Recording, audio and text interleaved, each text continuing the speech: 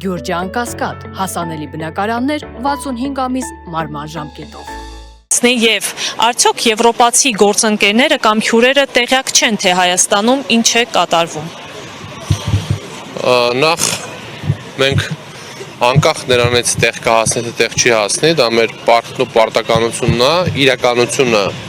ներկայացնել առաջի հերթին միջազգային հանրությանը առհասարակ, որպեսզի նրանք իմանան, որ նրանց ստում են Հայաստանում ժողովրդավարության մասին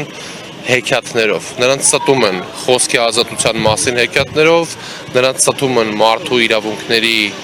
գերակայության մասին հեքիաթներով, դրանք հեքիաթներ են եւ Հայաստանում որևէ կերպ իրականությանը դա կապ չունի։ Սա մեկ, երկրորդը, եկեք ֆիքսենք նաեւ, որ նաեւ եվրոպական երկրներում կան ընդդիմադիրներ, կան ազգային ուժեր, ովքեր մեր կոչը, մեր ձայնը լսում են եւ թույլ չեն տա, որպեսզի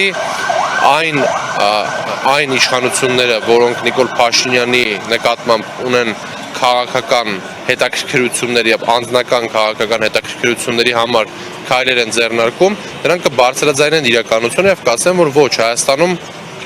կային քաղաքական բանտարկյալներ, կան լրագրողներ խոշտանգված, կան քաղաքապետեր, ովքեր կալանավորված են, բարերարներ, ովքեր կալանավորված են, եկեղեցականներ, ովքեր կալանավորված են եւ այլն, դա մենք միանշանակ մշտապես ենք անում։ 2018 թվականից ի վեր Հանրապետական կուսակցությունը եղել է, կա եւ լինելու է ամենաակտիվ ակցիաներ իրականացնող կուսակցությունը եւ այն կուսակցությունը, որը մշտապես եւ փողոցում եւ տարբեր աշխարհի ամբիոններում բարձրաձայնել է Հայաստանի Հանրապետության քաղաքացուն վերաբերող բոլոր հարցերը, Արցախցի մեր հայրենակիցներին վերաբերող բոլոր հարցերը եւ մշտապես ասել ենք եւ նորից կրկնում ենք, որ հայկական Արցախի էջը մեր համար փակված չի։ Կարծես թե դերևս տեղաշարժ չկա, մի հարց էլ հնչեցնեմ, Իլհամ Ալիևը հեռավար տարբերակով ելույթ ունեցավ, Եվրախորհրդարանի ընդունած բանաձևերի դեմ այսպես հոխորտաց, ինչպես նաև արցախցիներին սեպարատիստ անվանեց, այդ չեմ խոսում, որ նրա արչև դրված այսպես ջուրը, հա, ինչ անուն էր կրում։ Տեսեք, դա խաղաղություն Նիկոլ Փաշինյանի տրամաբանությամբ, այդպես է կոչվում, երբ քանդում են մեր եկեղեցիները, երբ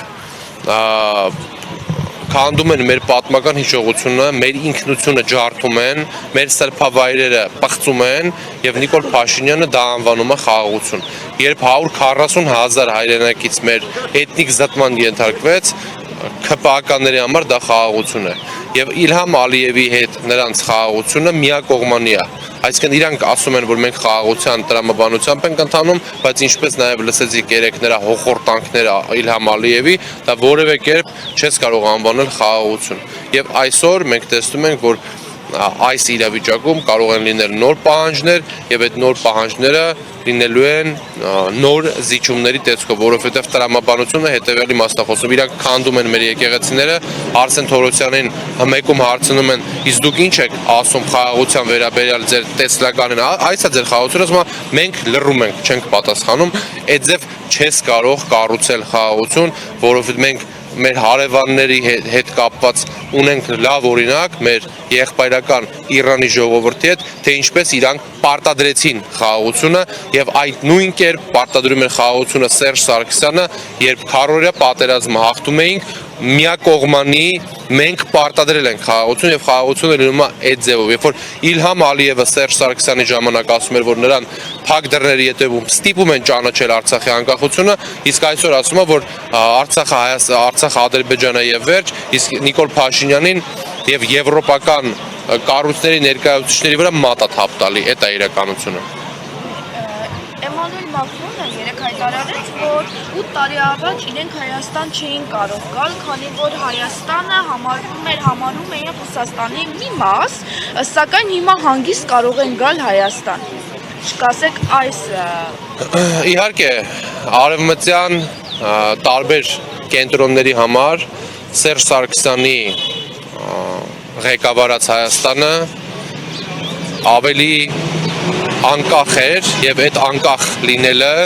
իրանց շատ դեպքերում ձեռնտու չէր, որովհետեւ Հայաստանը իրականում ինքնուրույն էր Սերժ Սարգսյանի կառավարման տարիներին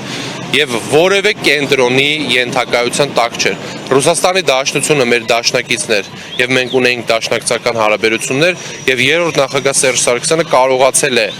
եւ ԵԱՏՄ-ում անդամակցություն ապահովել Հայաստանին եւ կնքել ՍԵՊԱ-ի համաձայնագիրը, որը եղել է երրորդ նախագահ Սերժ Սարգսյանի կառավարման տարիներին։ Երբ որ մենք մեր կուսակցությունը EPP-ի անդամ է եղել, երբ որ մենք եվրոպացիների մեր ռուս գործընկերների Չինաստանի կոմունիստական կուսակցության, ես ուզում եմ ներկայացնել ձեզ ձեր հարցին պատասխանեմ, որ հանրապետական կուսակցությունը Սերժ Սարգսյանի գլխավորությամբ անդամակցում է Յեդինե Ռոսիային որպես գործընկեր, EPP-ին, եվրոպական ղեկավար իշխող կուսակցությունների ընտանիքին, Չինաստանի կոմկուսի հետ աշխատել։ Ներողություն կվերադառնա։ Կարծես թե նախագահական նստավայրի դիմացից արդեն դուրս են գալիս եվրոպացի պատվիրակները, այստեղ վանկարկում են ազատություն